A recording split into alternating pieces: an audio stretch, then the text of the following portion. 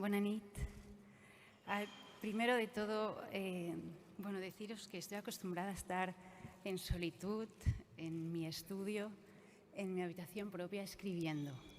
Hablar en público me cuesta muchísimo, pero lo voy a intentar hacer de la manera más serena que pueda en una de las noches más hermosas de toda mi vida. Bueno, primero de todo, daros las gracias desde lo más profundo de mi corazón. He puesto el alma en esta novela y espero que la disfrutéis tanto al leerla como yo he disfrutado al escribirla.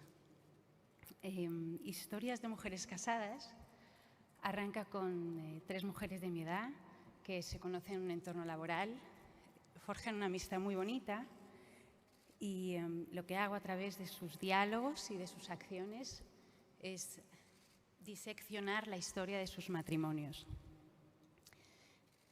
De esas, perdonadme que estoy muy nerviosa.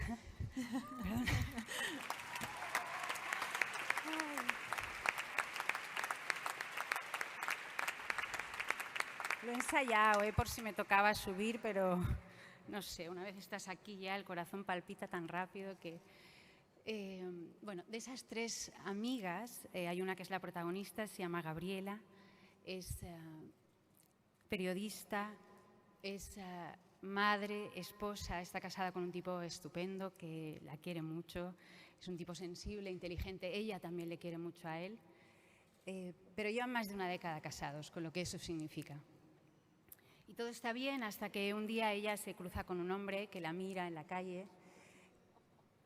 Esas miradas se suceden en el tiempo y se conocen. Y Gabriela empieza una doble vida con él, una doble vida que empieza como un juego en el que ella se convence a sí misma de que solo va a entregar su cuerpo y acaba entregando su alma.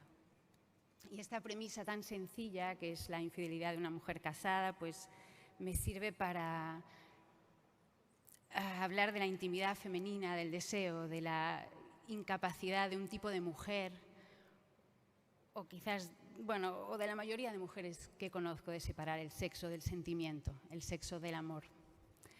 Y me ha costado más estas 7 líneas que escribir las 300 páginas de mi novela. ¡Ay, por favor! Bueno, ya estoy casi, ya estoy. Me gustaría decir una cosa más y aprovecho porque creo que está aquí hoy entre nosotros la ministra de Educación. No estoy segura. Pilar, hola, buenas noches. Mirad, es importante para mí porque estos días pensaba, si me toca subir a recoger, me gustaría que sirviera para algo más que para ganar lectores y para alimentar mi ego, un premio tan, bueno, quedar finalista del premio. Mi mensaje es para ti, Pilar, pero lo digo a todos. Mirad, fui una estudiante nefasta. Me echaron del colegio en el que estudiaba en segundo de BUP, cuarto de la ESO, por suspender física y química, matemáticas, vaig suspendre el català, y me quedo el castellano con un 5 pelao. Y explico esto porque tengo 3 hijos a los que ayudo a estudiar y es verdad que todo ha cambiado muchísimo para bien, pero creo que se sigue valorando la mente o premiando la mente lógico-matemática y la capacidad de los alumnos para memorizar. No veo un espacio real para la creatividad. Y a crear también se aprende, porque crear es relacionar, y eso lo explico dentro de la novela.